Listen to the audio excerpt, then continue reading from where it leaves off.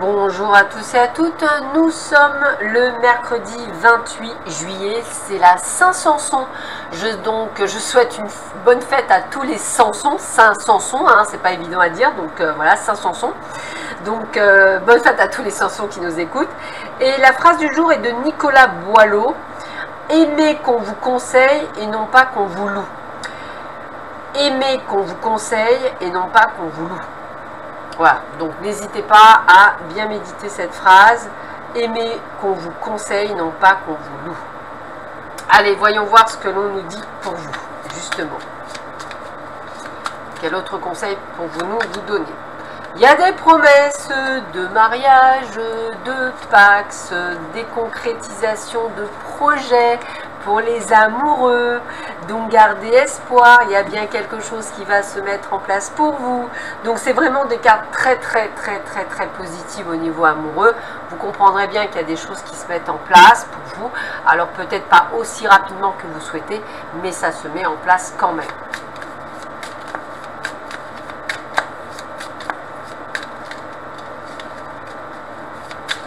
Alors, qu'est-ce que l'on vous donne pour vous également? Alors, il y a la fin d'un cycle pour beaucoup d'entre vous, quelque chose qui se termine, quelque chose qui s'éloigne de vous. Donc, j'ai vraiment le côté d'éloignement. Donc, il y a bien quelque chose qui se termine pour vous. Et on vous dit que vous ressentez peut-être une forme d'instabilité, mais parce que justement, vous vous éloignez de quelque chose. Alors, moi, je pencherais pour soit, je dirais, un changement de domicile, donc ce qui peut effectivement apporter une instabilité, un changement de job, un changement de vie tout court, qui au départ vous donne cette forme d'instabilité parce que vous allez vers l'inconnu. Mais je vous rappelle que l'inconnu demain devient le connu d'aujourd'hui. Alors on a de l'argent, donc ça on va voir ce que c'est. De l'argent peut-être qu'on va gagner par le jeu du hasard, ou de l'argent qui vient au moment qu'on s'y attend pas. Peut-être un remboursement d'une personne de la famille. Peut-être un héritage de son vivant, justement, de la famille. Il y a quelque chose comme ça, en tous les cas, vous recevez de l'argent, c'est plutôt de bon augure, et contre, on va dire, un effet surprise, hein, donc c'est vraiment ce que je ressens. Alors, on vous parle de ténèbres, ça c'est votre côté obscur. Moi, me dit-on, il faut accepter que vous ayez un côté obscur. On en a tous un, ce n'est pas la peine de le refouler, il fait partie de vous. Donc, soyez dans l'acceptation qu'il soit présent, quel que soit le type on va dire, de ténèbres que ce soit. Ça vous permettra effectivement de bien mieux avancer sur votre chemin de vie. Je vous rappelle que ce côté obscur peut parfois vous aider dans des situations qui vous permettront de vous en sortir. Nous avons Daleth. Alors le message de Daleth est, je dirais, le suivant. Voyons voir. Je ne connais pas toutes les lettres de la Kabbale, j'avoue. Quand elle apparaît, la carte Daleth représente le paradoxe dans la relation.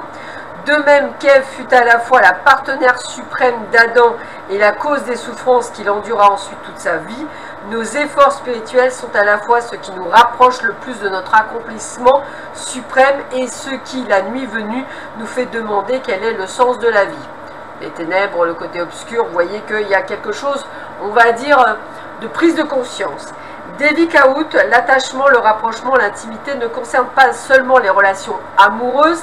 Les amants s'attachent l'un à l'autre bien sûr, mais les gens adhèrent également à des réseaux.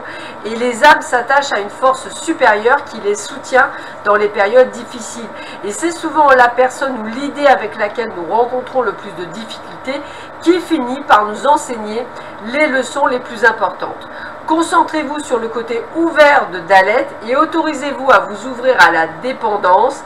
Vous aurez toujours votre moi unique, même si vous craignez de le perdre en vous laissant absorber par la vie de quelqu'un d'autre. Sachez simplement que les relations que vous entamez ont, pour peu que vous soyez suffisamment ouvert à cela, le pouvoir de créer des mondes entièrement nouveaux.